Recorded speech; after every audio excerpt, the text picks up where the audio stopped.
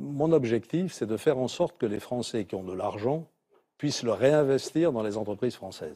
C'est la raison de la suppression de l'ISF. Vous le savez très bien. Aujourd'hui, cet impôt là sur la famille fortunée, cet impôt, il fait fuir ces familles. C'est 16 000 euros pour cette famille. Ils mettent leur argent à Genève, à Bruxelles ou dans la Silicon Valley. Donc mon objectif, c'est de faire en sorte que l'imposition des revenus du capital et du capital soit allégée en France pour que les Français qui ont de l'argent puissent continuer ou commencer plus exactement à l'investir dans les entreprises françaises. On sait très bien qu'aujourd'hui, une start-up qui se crée chez nous, et c'est peut-être la famille modeste dont le fils créera une start-up, il a toute la capacité de le faire en devenant auto-entrepreneur.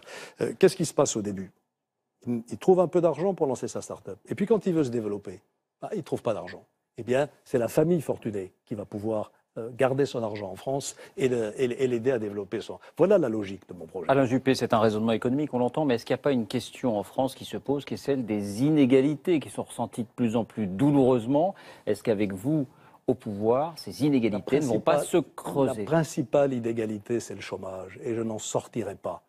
La principale inégalité, c'est 24% de jeunes au chômage. Et tout mon plan, il est articulé autour de cela. Alléger les charges des entreprises, prioritairement, et alléger les charges de ceux qui peuvent investir leur argent dans le développement des entreprises pour créer des emplois. C'est ça la vraie politique sociale. L'échec social de ce gouvernement, c'est le scandale de l'augmentation de 600 000 chômeurs depuis 2012, sans aucune activité, et de 1 million pour ceux qui n'ont qu'une activité partielle. Voilà avec quoi je veux rompre, et voilà la logique de mon programme.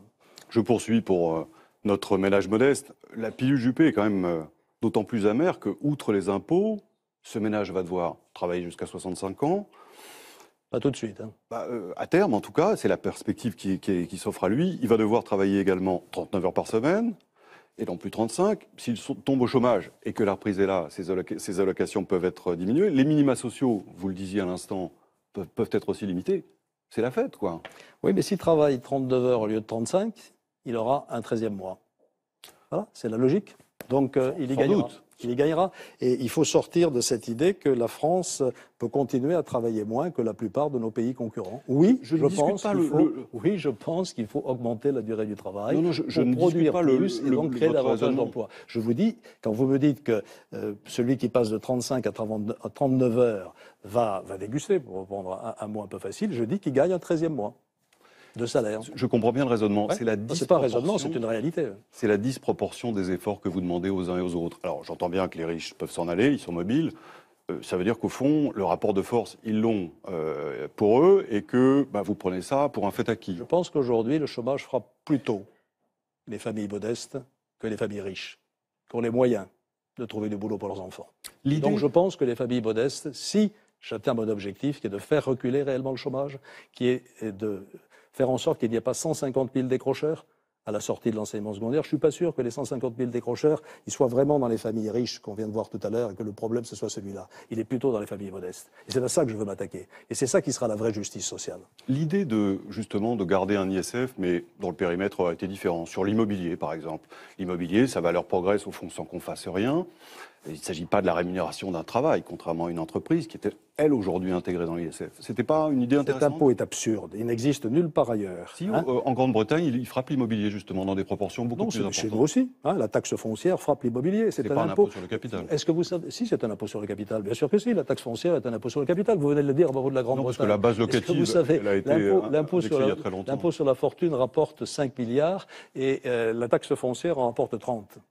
Alors, vous voyez que l'impôt, il existe aussi sur le capital foncier et immobilier. Je pense que c'est une mauvaise idée et qu'il faut donner ce signal fort pour faire en sorte que l'argent revienne en France. Mais comment vous en êtes sûr, pardonnez-moi, mais comment vous êtes sûr que les gens riches à qui vous allez enlever 21 000 euros d'impôts vont le réinvestir, ne vont pas le garder dans leur poche?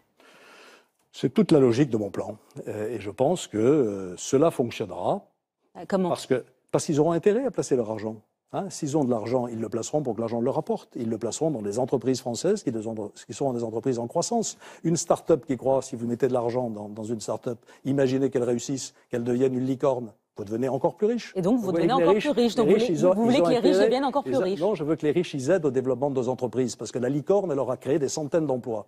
La Licorne, c'est une entreprise qui vaut plus d'1 milliard d'euros. Oui, bien sûr, bien sûr. Voilà. On va parler voilà, vous voyez justement... la logique. Hein. C'est là qu'on voit vraiment la différence. Moi, je pense que ce qui aide vraiment ceux qui en ont besoin, c'est de créer des emplois. Et pour ça, il faut évidemment qu'il y ait des gens qui investissent. Donc, arrêtons de vilipender les riches en disant qu'ils n'ont qu'à s'en aller et qu'on n'a qu'à les taxer encore plus. On a vu ce que ça donnait quand on a voulu taxer les riches à 75%. Ça a été un désastre.